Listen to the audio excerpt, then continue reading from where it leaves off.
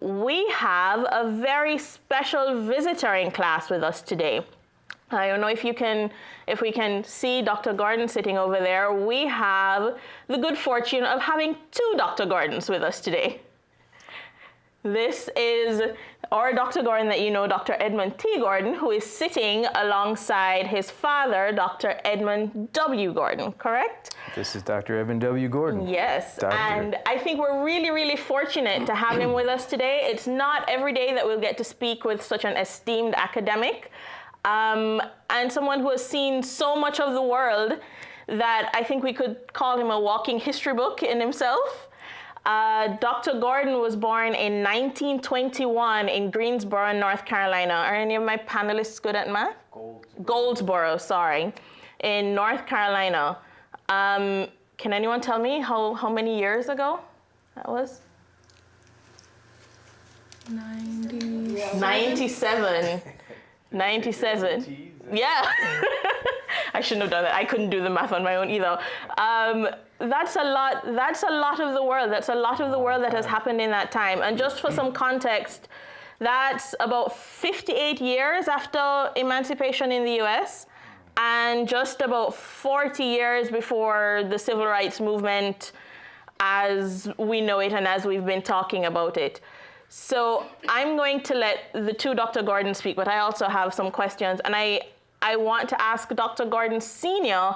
if he could just give us a little bit of an idea of what life was like for him as a young person in the 1920s and 30s in the midst of segregated America.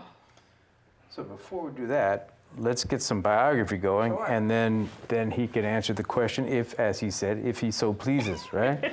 So Dr. Edmund Wyatt Gordon was a, where'd you get your PhD, your EDD from? From Columbia University, but he's also a proud graduate of Howard University, where he's also a Dean of Men.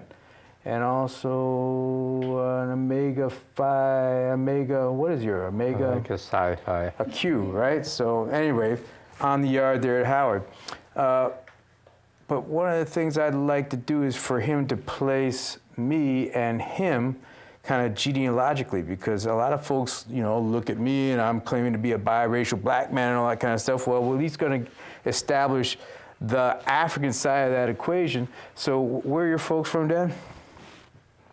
Well, my mother was born on the coast of North Carolina, actually off the coast. If she had been born in one of the islands off of South Carolina, she would have been a Geechee, if you know that term. We're going to talk about that later. Those islands were far enough from the mainland to develop a fairly independent culture.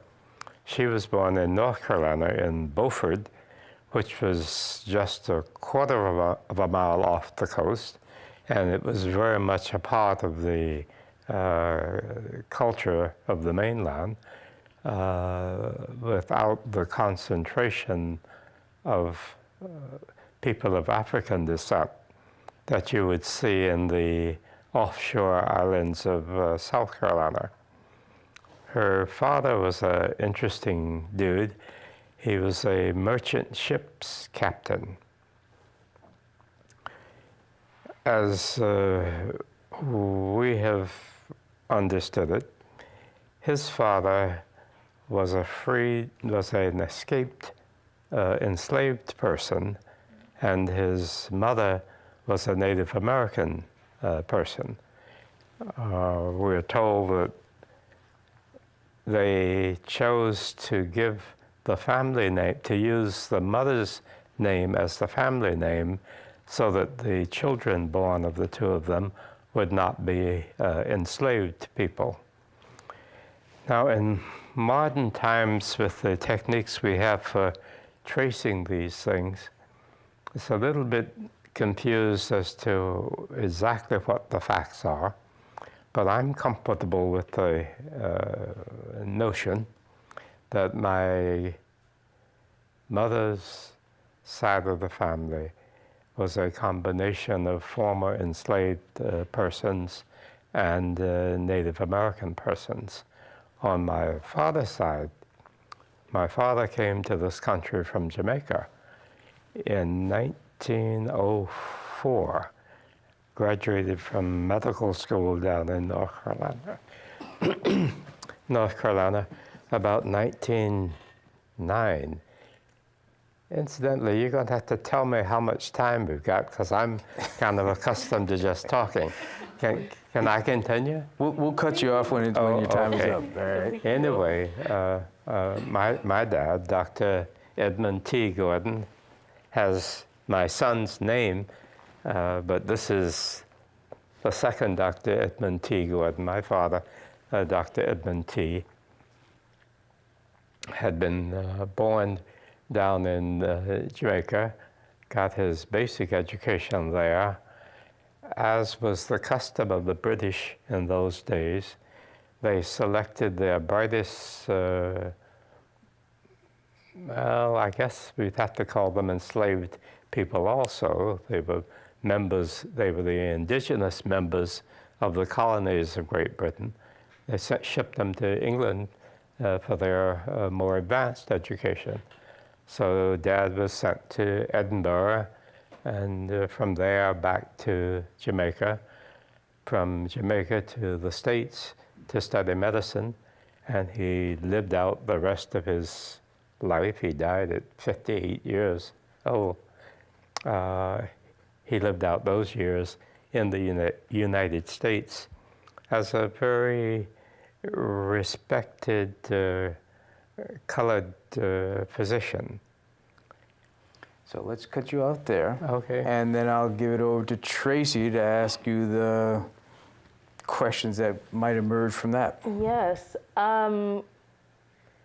Although Tracy, Yeah. we only got one side of the family. He had a Right, mother right. also, but we don't need to talk I asked about you to that tell this that, moment. exactly Okay. that side. All right. We will tell that side of the story later on in this class when we Okay, complicate race and okay. all that. But I'm trying to get my African props going here. Oh, I see. Well, Okay. since it is that we've gotten a little bit of the diasporic heritage, could you tell us a bit about your growing up? I was 16 when I left Goldsboro, North Carolina, having spent those first 16 years as a black person, but a privileged black person. I was about to say, in talking about my father, he never gave up his British passport, considered himself an English gentleman. Very refined.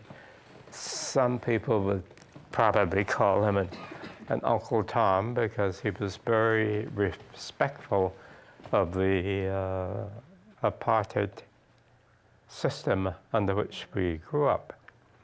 But because he was a black professional man of color carrying a British passport, we were protected from the worst expressions of racism.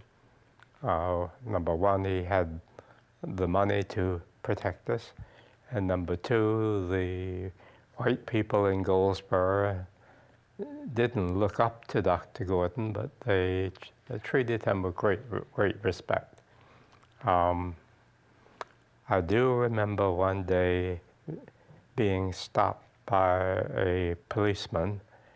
The group of us were standing on the corner, and he passed, and one of my playmates yelled, "Carl Smith." This man's name was Carl Smith. And he stopped his patrol car, came over, and wanted to know who was calling his name. And one of the kids identified himself. The cop slapped him, and he told him, "Whenever you speak to a white man, you say, 'Mr.' I'm Mr. Carl Smith to you." That was before we got shot by police if we spoke up. Interestingly enough, that is the most racist experience I encountered in my childhood in North Carolina. When we traveled, we did not use public accommodations because they weren't open to black people at that time. We either stayed with friends or we didn't travel a distance long enough to require overnight stay. We used to pack lunches.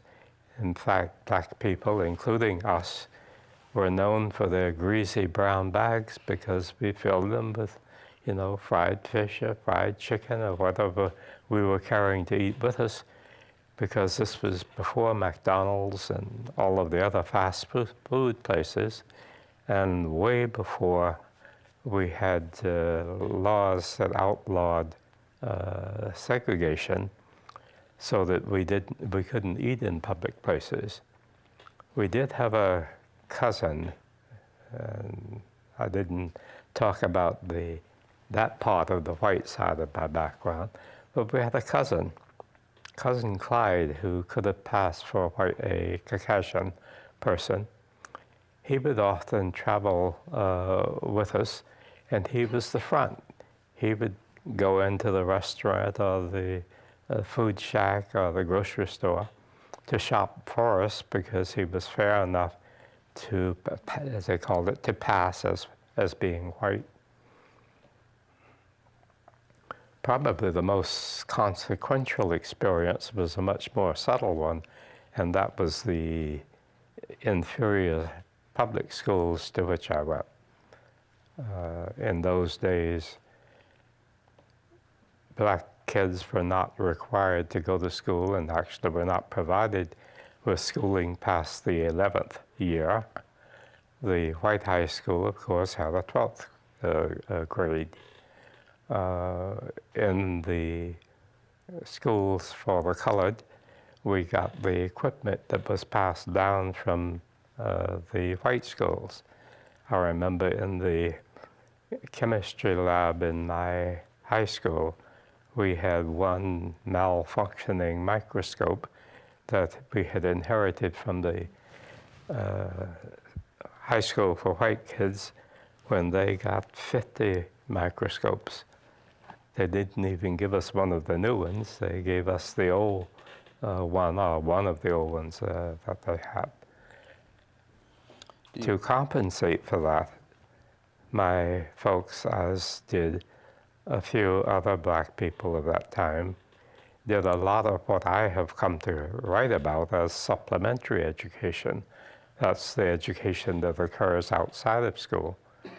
And I attribute my success in academia to the fact that in addition to what we got in the segregated public schools of those days, the many opportunities to learn, to travel, to encounter well-educated people outside of school. You want to talk a little bit about the irony of your dad's passing, even though he was a doctor himself? Yeah, that's a sad and interesting story. Last spring of this year, I came down with pneumonia, and they let me sit around too much, and I developed blood clots and stuff. I was seriously ill. In fact, most people my age don't recover from that. And it was because I had superb medical care and treatment in the hospital.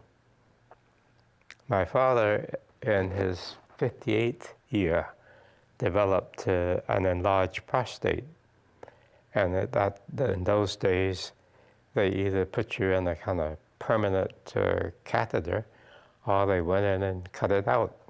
They chose to operate on my father and remove his prostate. He was given a private room in the hospital in the basement because they didn't permit black people to use the hospital above the basement. In other words, the ward for black people was in the basement. We thought that he was getting good treatment because of the status he held in the community. but they did keep him in the hospital for a month. That would be considered malpractice in modern time. He came out of the hospital from that, and what we know in retrospect is that he died about 3 months later out of complications from hospitalization, not necessarily complications of the disease for which he went to the hospital. Several years after that, maybe 20, Charles Drew, who was a famous African-American surgeon who invented the extraction and preservation of blood plasma, was traveling in North Carolina. They had an automobile accident. They treated him pretty much like they treated my father, in the basement of this not too good hospital. And all they needed to do to keep him alive was to give him a blood transfusion or give him blood plasma. His wounds were not that serious. And of course, those of you who know that history, Charles Drew died in a segregated hospital down in North Carolina. My father managed to get out of it, but also died. Those I think of as the more subtle expressions of racism. Nobody thought to accuse them at the time of racial discrimination, but in a serious examination of either of those experiences, they were actually medical neglect due to racist attitudes of the people who were providing the service. Thank you very much. Tracy, you got anything else? Or? I just have a question from, let me see if I can make an amalgamation of the question from some of the students here. And essentially what they want to know is how you view race today, or race relations in the US today, as opposed to when you were growing up, or pre-civil rights movement. Now, I really ought to say no comment on that one, because if when I answer it, I'm likely to be challenged by my son. He takes race much, much, much more seriously than I do. I think it is one of the ways humans classify ourselves. I find, as he would probably agree, little biologically identifiable about race that makes us so different from the other people in the country or the society to justify the differences in treatment and the differences in outcome for us. I think he and I would agree that race has become so intermingled with capitalism that it is hard to separate race and social economic status, and it is difficult to separate out race from our caste status in understanding our treatment. I tend to think that in terms of corrected programs of correction, I tend to think that we could profitably ignore race and concentrate on class. As a black man, economically secure, high status and profession, I certainly have to acknowledge that my life has been made less comfortable, less convenient, unpleasant by racism. But I think the fact that I have been spared poverty, excuse me, and low economic status has let me lead a fairly blessed life. So that in one of my books, I conclude that the most appropriate, the most effective educational intervention would be, in our country, would be the equalization of access to wealth. By that I mean I could still be black, as this chap is, and with enough of the amelioration of poverty and deprivation, and the eking out of some opportunities, he's done pretty well, just as I've done pretty well. That does not mean that I don't think that racism is a problem. And if I knew what to do about it, I think I would push it back up to a high spot on my agenda for intervention. But one of the things we haven't talked about is the fact that I am also an ordained minister. I was ordained in the Presbyterian Church. I spent a few years trying to influence people's beliefs and behavior, preaching Christianity. Didn't seem to make much difference. I'm not sure that preaching at people about racism is going to make much difference. But I do think that providing all of us with good access to the good life, to the necessary resources of life, which includes good to excellent education, we could take us a long, long way. Thank you. If we had more time, we'd probably sit here and debate this. There's so much that we could keep talking about if we had more time. And thank you so much for joining us today. The students are still popping up lots of questions here, and so I'm sure they would have loved to extend this conversation. But we're really grateful to have had you for this time. You can invite me back. I'll be glad to have an excuse to come. Okay. And you have a new resource on campus. I've given the university my archive, my books and papers. Oh, wonderful. And all of the stuff and a lot more is over there in the Benson. The Benson, yeah. Okay. But thank you. Oh, wonderful. Thank you.